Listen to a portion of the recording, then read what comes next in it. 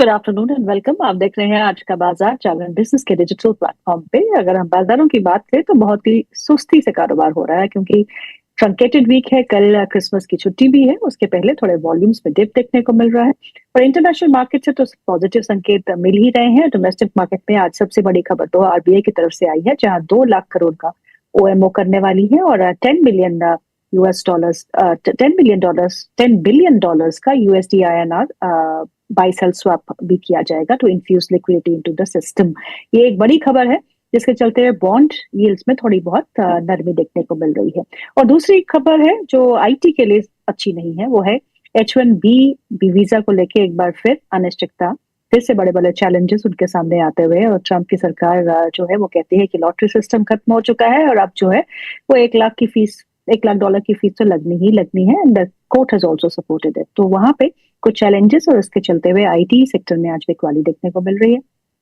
आज बढ़ने वाले स्टॉक्स में फिर से एनबीएफसी कंपनियां हैं, जिनको सबसे ज्यादा बेनिफिट इंटरेस्ट रेट कट का भी है और उसके बाद लिक्विडिटी इन्फ्यूजन का भी है। इसी पे हम चर्चा करेंगे कि आने वाला साल कैसा रह सकता है और इतने सारे जो पॉजिटिव ट्रिगर्स हमारी इकोनॉमी में अब इस समय देखने को मिल रहे हैं, उनका क्या असर पड़ सकता है। दो खास मेहमान हमारे साथ जुड़ चुके हैं, mister Kshitij Mahajan, cofounder complete circle capital के, and mister Gaurav Sharma, he is associate vice president and head research at globe capital. आप दोनों का बहुत बहुत स्वागत है कार्यक्रम में। My first question goes to Kshitij sir. Sir, thank you so much for taking our time. ये ओएमओ 2 लाख करोड़ का क्या कैसा देखते हैं आप इसे? It will infuse lots of liquidity into the system. Is it really required? So, good afternoon, Geetu. Good afternoon, Gaurav. So, please understand, अभी ना हो क्या रहा है कि जो सिचुएशन आज की डेट में है, which is high growth and low inflation, it's one of the best economic state, इसे गोल्डीलॉक्स बोलते हैं आप। Y Goldilocks? बिकॉज इसमें क्या है कि आपकी इन्फ्लेशन नहीं है और ग्रोथ आ रही है। तो आरबीआई का इंटरवेंशन जब होता है वो मार्केट को सपोर्ट करने के लिए होता है। अगर मान लीजिए बहुत इन्फ्लेशन हो रही होती है तो आरबीआई लिक्विडिटी सक करता है मार्केट से। वो पैसा निकालता है मार्केट से, ताकि जो पैसा चेज कर रहा है, क्योंकि इन्फ्लेशन होती क्यों है? इन्फ्लेशन होती है बिकॉज आपके पास जो चीज की डिमांड होती है वो लिमिटेड होती है एंड डिमांड हाई होती है और सप्लाई लिमिटेड होती है, तो इन्फ्लेशन आपकी होती है। अगर आप डिमांड और सप्लाई का मिसमैच नहीं है तो इन्फ्लेशन होती नहीं है। आज इन्फ्लेशन नहीं है आपकी, ऑलमोस्ट जीरो है as per the reported numbers. So RBI चाहता है कि ये जो डिमांड है वो पुश हो मार्केट में, लोग कंज्यूम करें, बिकॉज सारी सिचुएशन जो है वो आज बहुत कंजम्पशन ओरिएंटेड है। आपके rate of interest repo is around 5.25। एक सिंपल सा एग्जांपल है, होम लोन आपके 7.25 के आसपास है इस समय।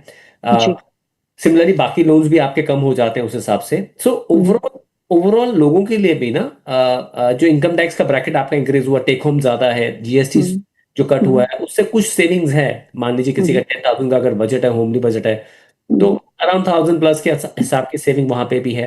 तो you have some money in your hand, so you can consume.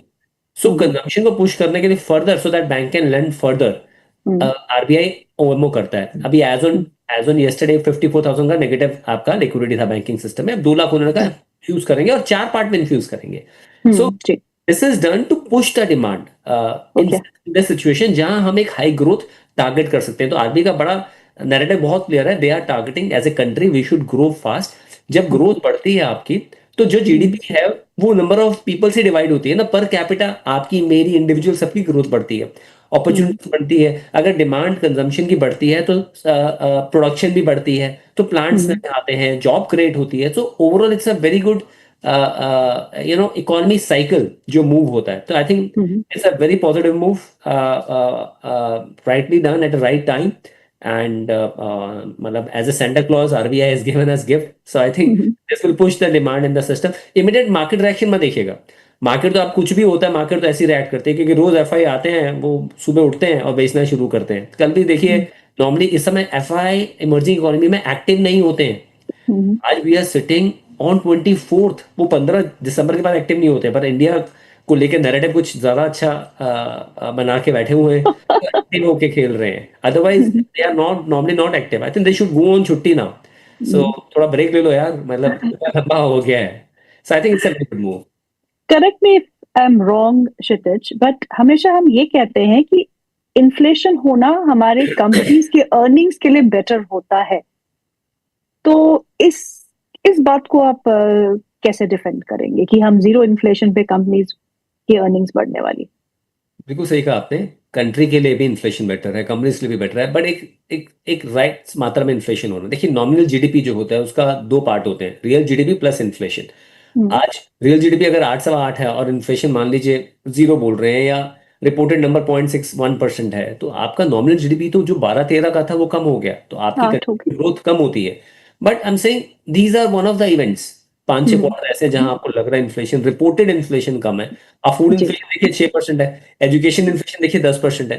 But yes, because of one very important part which is oil, which contribute 9% to the inflation matrix, वो आपका $60 के आसपास है।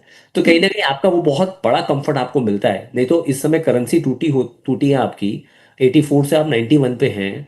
तो और अगर ऑयल यहाँ पे 80-100 हो जाता तो मैथ्स बहुत डिफरेंट होता, बिकॉज ऑयल बहुत हद तक स्टेबल है, इसलिए वो इन्फ्लेशन वाला पार्ट आपका बहुत हद तक स्टेबल है। But yes, I am saying it's a matter of time. RBI का कंफर्ट जोन 4-4.5% है, तो उसके नीचे उसके आसपास का inflation is a right number. But अब हो सकता है अब 1-2 क्वार्टर में you will see, once this cycle will move, demand will start pushing, तो इन्फ्लेशन भी आप देखेंगे। चलिए, इकोनॉमिक्स के हम इस लेसन को छोड़ देते हैं, बिकॉज पीपल गेट बोर्ड। हम मार्केट्स पे आते हैं, क्योंकि ये लेसन बहुत इसमें डिस्कशन बहुत लंबा होगा, because I don't know. I have both pros and cons for what's happening in India right now, but let's not touch upon that. Gaurav sir, thank you so much for waiting so patiently. आप ये बताइए कि Nifty में इन levels पे क्या करना है? 26,200 का आंकड़ा हम पार करते हैं, वहीं से थोड़ा नीचे आते हैं, उसी के आसपास चल रहे हैं। एक बड़ा ट्रिगर की जरूरत है जहां हमारा मार्केट उसको पॉजिटिव सेंस में लेके पार कर जाए। तो आपको कुछ चार्ट्स पे दिख रहा है, लगता है what is the possibility of moving higher from this level for Nifty and Bank Nifty both? Geetu ji, good afternoon to Kshitij as well and to all our viewers. So yes, बाजार 26,200 के आंकड़े के आसपास trigger कर रहा है। Although आज और कल की मूवमेंट की बात करें तो it is clearly indecisive and why not so. छुट्टी का माहौल चल रहा है, वेस्टर्न प्लेयर्स के अंदर से पार्टिसिपेशन कुछ आ नहीं रहा है। गोइंग फॉरवर्ड हमारा बुलिश स्टांस तो मेंटेन ही है।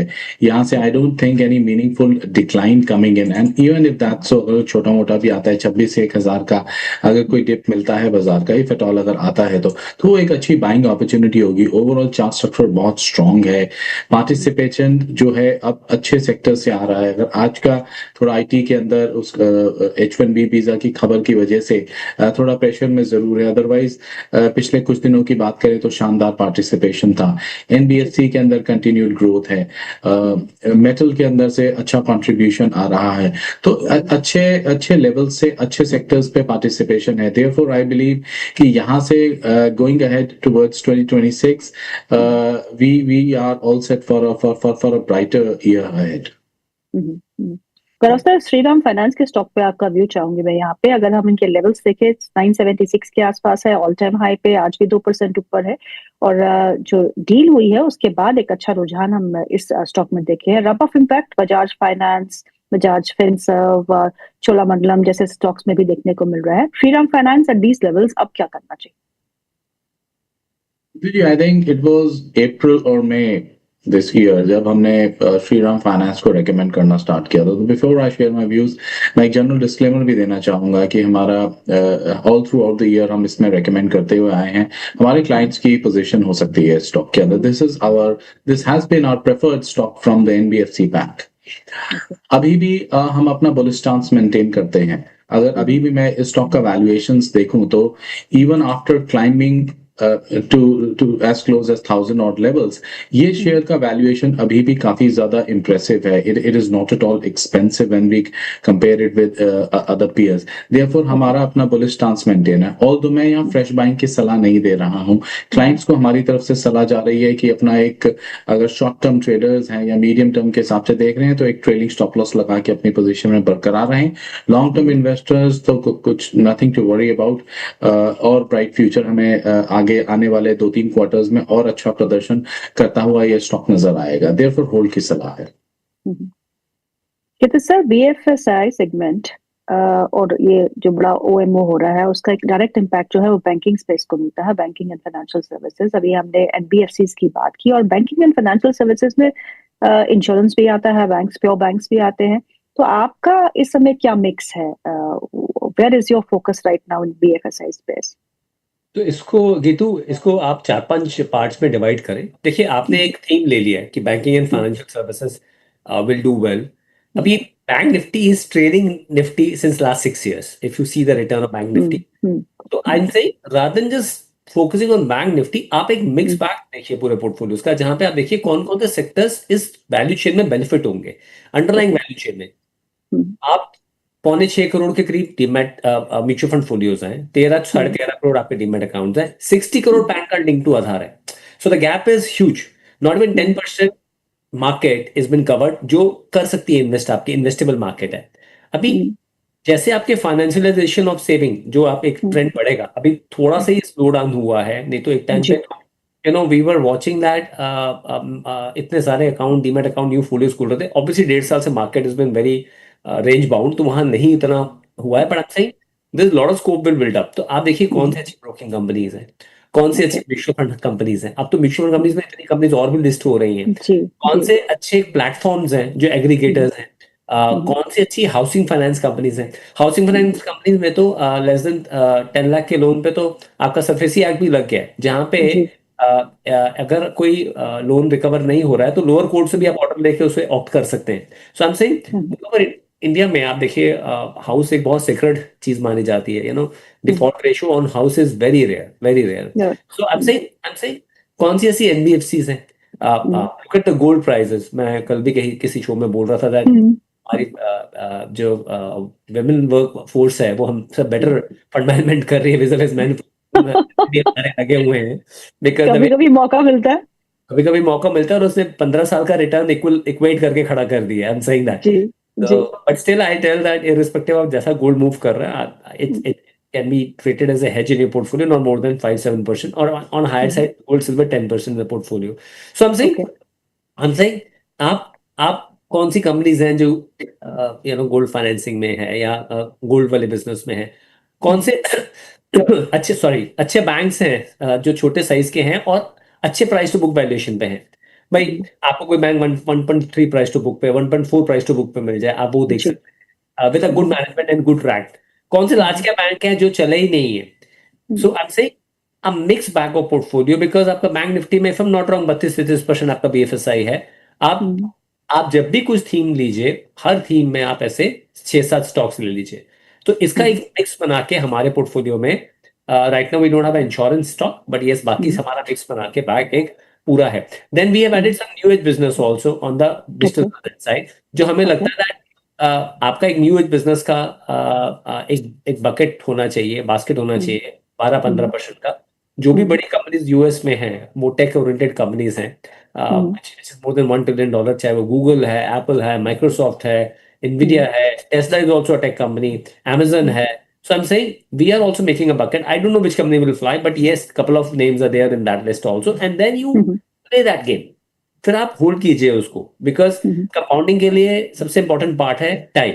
And if want to lull quarters or quarters where you are not seeing the type of return which you were expecting, then still you should hold to your conviction. अगर conviction है तो hold कीजिए।